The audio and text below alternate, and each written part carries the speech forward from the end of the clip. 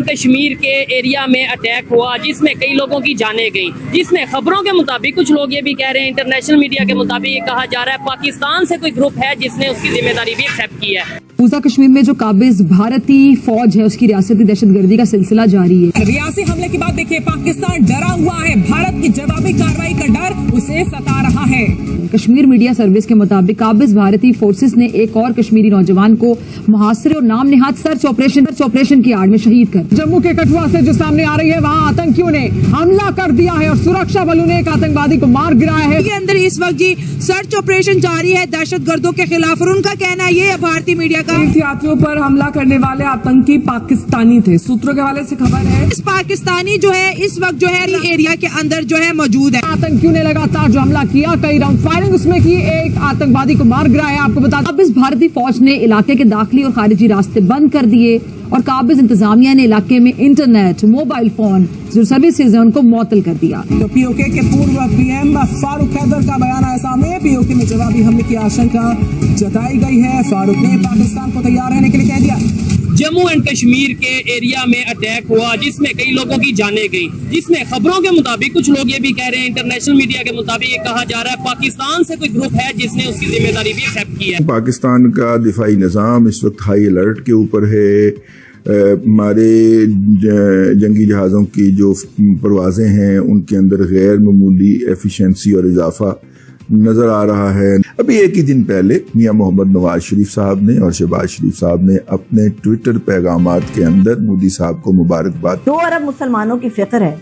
नवाज शरीफ को ये नजर नहीं आता कि पाकिस्तान की बका का मसला है। नवाज शरीफ को ये नजर नहीं आता कि हमें दुश्मन की आंखों में आंखें डाल के बात करनी चाहिए। आप तो लेट ही जाते हैं, आप तो घुटने और पैर पकड़ के बैठ जाते हैं। हम लाते हैं टॉक शोज और अनलिमिटेड एंटरटेनमेंट सिर्फ YouTube पर। अगर आपने अभी तक हमारा चैनल सब्सक्राइब नहीं किया तो अभी सब्सक्राइब करें और बेल आइकॉन को क्लिक करके हमारी लेटेस्ट वीडियोस के बारे में अपडेट जानें। गर्दों ने हमला किया है, गोलियां चलाई हैं और उसमें 10 से 11 हिंदू पिलग्रिम्स अपनी जान से चले गए हैं और 33 के करीब जख्मी हैं, अस्पताल में हैं और उनमें से कई क्रिटिकल सिचुएशन में हैं।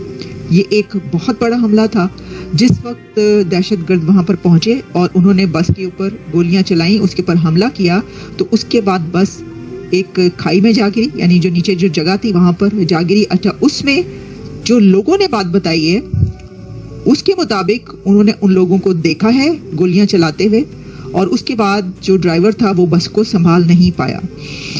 ये दहशतगर्दी का वाकया जम्मू कश्मीर में एक ऐसे वक्त में हुआ कि जब उसी वक्त भारत के वजीर आज़म नरेंद्र मोदी साहब तीसरी मर्तबा हलफ उठा रहे थे। एक ऐसा हिस्टोरिक मोमेंट था उस वक्त कि पूरी दुनिया की नजरें भारत पर थी और उसी वक्त J&K जम्मू कश्मीर में ये वाला वाकया होता है।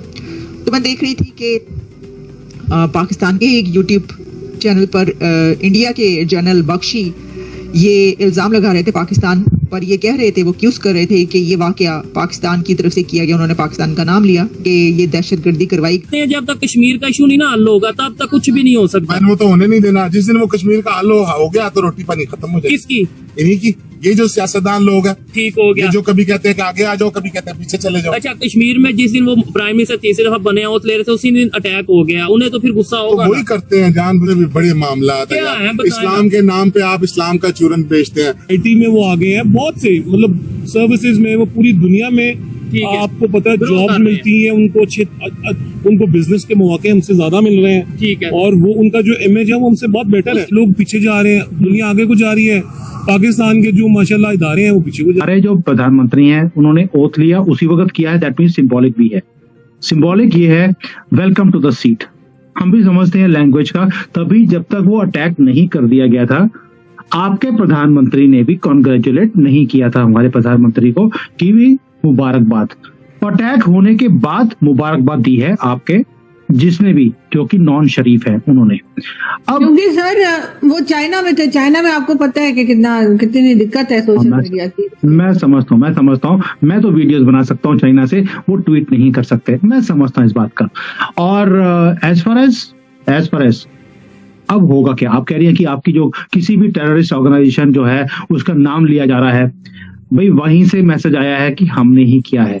जो लश्कर ए तौयबा की जो एक ऑर्गेनाइजेशन का एक नीचे छोटा सा विंग है, उन्होंने बोला है कि हमने ये काम किया है, तो हम उनके ऊपर एलिगेशन नहीं लगा रहे, उन्होंने अपने ऊपर एलिगेशन खुद ही लगा लिया कि साड़ा कितना होया है।